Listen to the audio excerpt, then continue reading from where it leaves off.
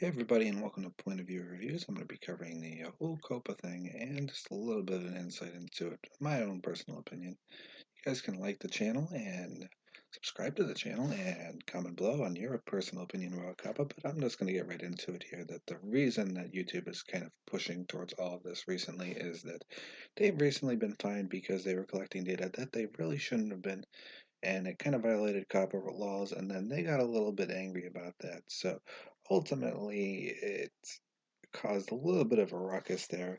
And just to get into the basics of what COPA is they basically are trying to avoid people collecting information from people under the age of 13, and it goes on and so forth. And you're really not supposed to be collecting that kind of information. They have YouTube Kids, but apparently the YouTube Kids and the YouTube platform have a disconnect, and then they're trying to push the actual individual people, such as reviewers like this channel and other channels, into kind of a submission, but it's more of a fear mongering tactic than a realistic scenario that you should be ultimately worried about.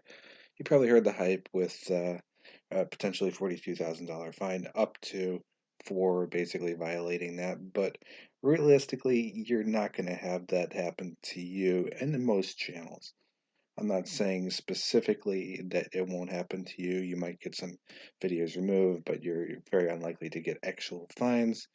Not only is it unrealistic to enforce with the sheer number of videos and people out there, they just don't have the manpower to do so. So ultimately, it's fear mongering. Now I'm going to jump into it a little bit further here. That in order to enforce this properly, there would be no channels like PewdiePie or Mrbeast or things like that.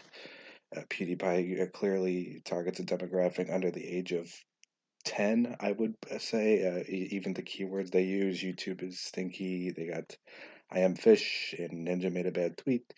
And they're not targeting exactly an older age group. Now, there's some swearing and vulgarities and things like that, so realistically, this whole channel should theoretically be terminated for violating that and multiple fines through multiple videos, but I don't see them properly enforcing basically kind of a social norm that's going on through society as it is today.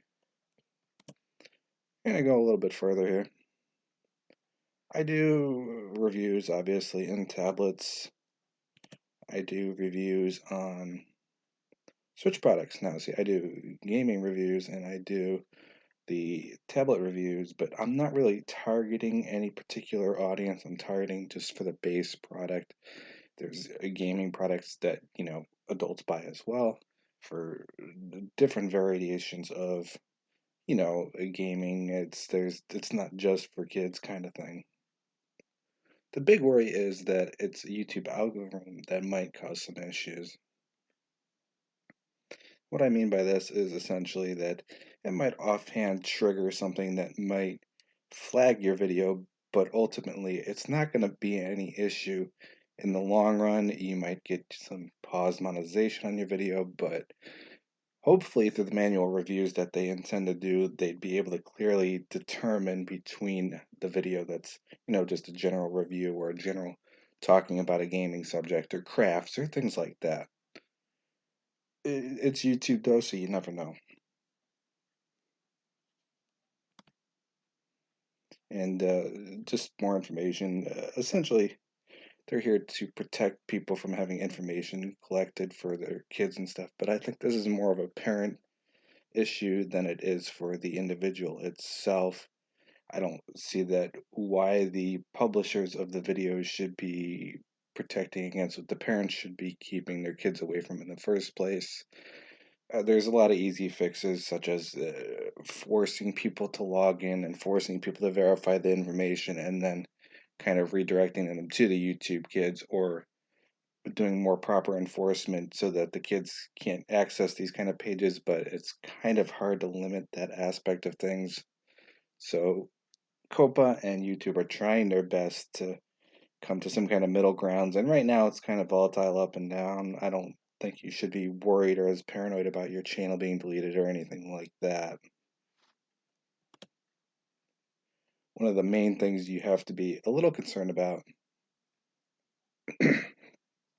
excuse me, that this doesn't really cover anything beyond collecting personal information. So people that are running giveaways and promotional type of stuff, these are the people you should be worried about, or this is the kind of videos you should be worried about, is any that you do this kind of thing where you ask people to follow and like and whatever for a potential giveaway, and then it gets into personal information. And some channels, gaming channels and otherwise, do these kind of promotions, and then you run the risk of falling under the guidelines that Copa is more or less looking for. So if you avoid kind of giveaways, or you avoid kind of contests or things that are basically trying to push the person off site, I don't think you have any concern for anything beyond maybe getting your video flagged and deleted, and or a little bit more restrictions on the monetization of which videos and which not.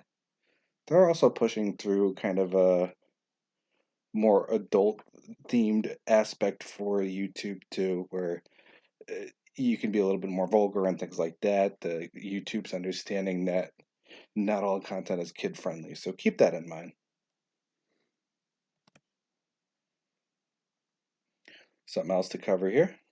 What I was basically saying, you got channel for kids, not for kids, and I want to review the video every time.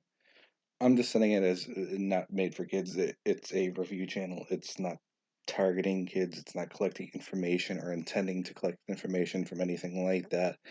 So personally, I don't see the reason why I should be worried about that, no matter how large or small your channel may be. I think this is more likely going to affect a few example channels. I'm going to get into the next example of what I mean there in just a second. If you're familiar with Napster, it's kind of a history lesson here, but Napster was kind of a popular music streaming service back in the day. It's kind of sort of there. It's not like it used to be, and they had this big thing going on about people illegally streaming music and things like that.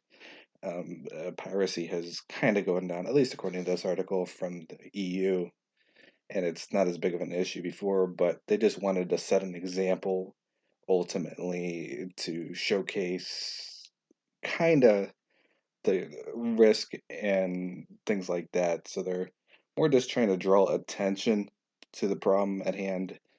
Realistically, they'll use a few people as an example. The odds of you being that example are very, very slim. So it's not something you should be over worried about. That about covers everything I wanted to cover in this video. Of course, if you like this video, make sure to like the video, comment below your own input, and share the video if you liked it and thought it was very informative to you. Have a nice day.